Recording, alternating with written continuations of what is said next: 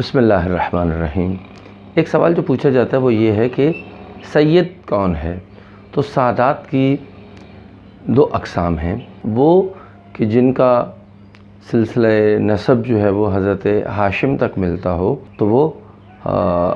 سید ہیں، جیسے حضرت پیغمبر اسلام، حضرت امیر المومنین، ان کے جو باقی رشتہ دار ہیں، یعنی ہر وہ فرد کے جس کا سلسلہ نسب جو ہے وہ ہاشم تک ملتا ہے، وہ سادات کہلاتے ہیں۔ جو ہاشمی سادات ہیں اس میں حضرت امیر المومنین کے بھائی، رسول خدا کے جو اور امیر المومنین کے جو چچا ہیں وہ سارے اس میں شامل ہیں، لیکن کچھ سادات جو ہیں وہ پھر آگے سے حضرت امیر المومنین علی ابن ابی طالب اور حضرت فاطمہ زہرا سلام اللہ علیہا کی اولاد میں سے ہے۔ یہ وہ سادات ہیں کہ جن کے احکامات جو ہیں وہ مختلف ہیں۔ حرمت کے اعتبار سے سارے سادات اپنی جگہ پر، لیکن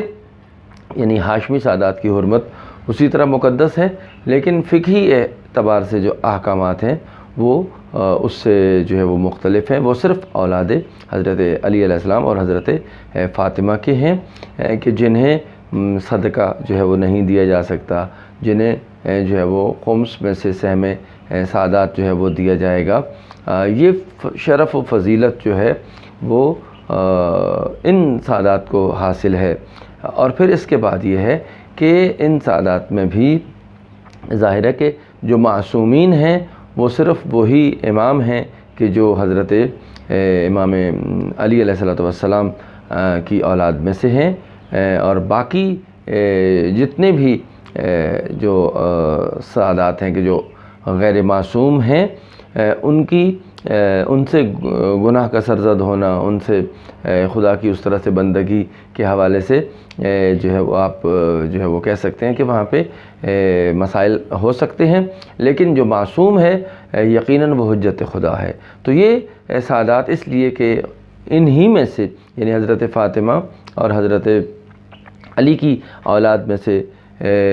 خدا نے جو ہے وہ امام حسین کے 9 بیٹوں کو منتخب کیا۔ ان کا حکم بالکل الگ ہے، وہی معصوم ہیں، اور اس کے علاوہ جو ان کی اولاد ہیں اور آج تک جو افراد موجود ہیں وہ سب کے سب جو ہیں وہ غیر معصوم ہیں۔ بس ہم